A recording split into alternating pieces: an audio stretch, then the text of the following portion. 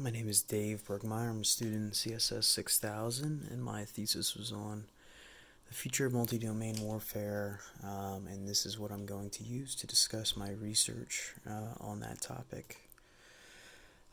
So my initial question was, how do we increase our integrity for cybersecurity apparatus? So I know that we do have CISA. I knew that coming in from some of my work for work within the military.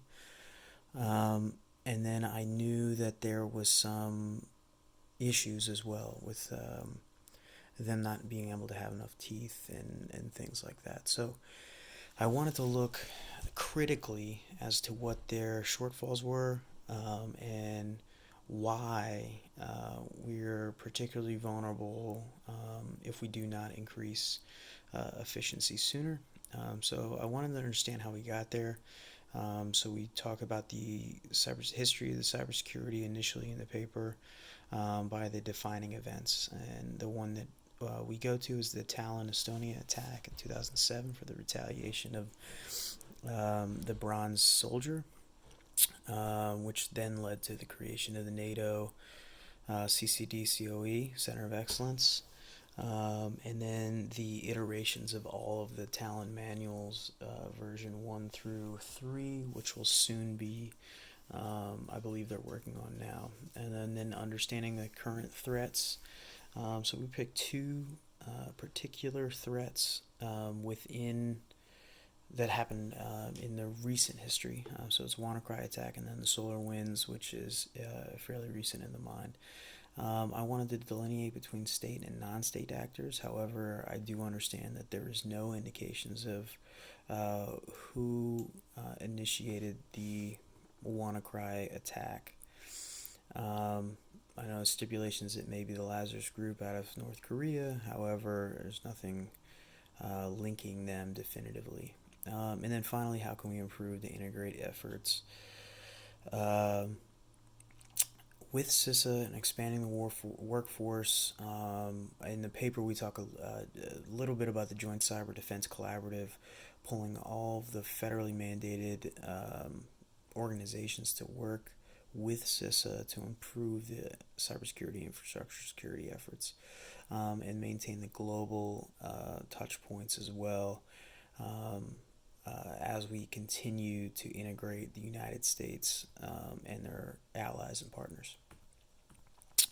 So my initial research path is broken down much like it was in the paper, but the research path we started with was understanding the Talon manual and some of the aspects that were different, or changed the way of thought. So I wanted to get aspects of the military course to help me understand. I was in a course that was used pretty much as background in this paper, not as a definitive source, that talked with a CISA rep to get an understanding of what they can do and their limitations. And this was some resources as well that I used at the National Defense University, as well as NATO partners and instructors, to get me going there, as well as the Talon manuals themselves, particularly just version 1 and version 2 highlights. The challenges that led us here to get to this point that we are now. So Estonia absorbed into NATO, and then the removal of the statue all fed into the Talon cyber attack from potential state actor, which is strongly seen to be from Russia, and then understanding the impacts of this attack. The establishment of the NATO cybersecurity coalition, the Center of Excellence. I am butchering that name, I apologize.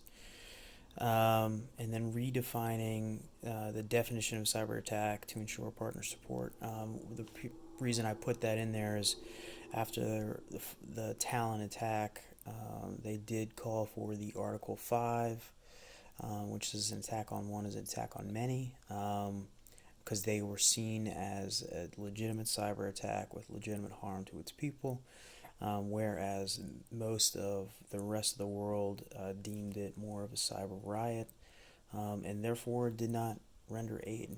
There will be moments in the future where I think that will change, and I think that's the dynamic of the CCD-COE which is in Tallinn, Estonia, and then the understanding of when the next cyber Pearl Harbor may be.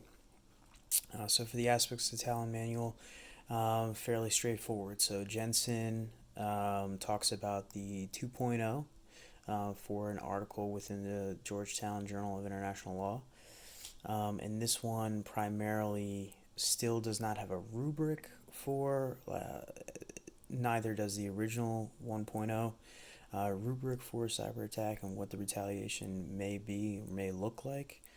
So there still is a little wiggle room there, and then can cause concern in the future if one of the member states do have a cyber attack that they deem as an incursion on their sovereignty. Break.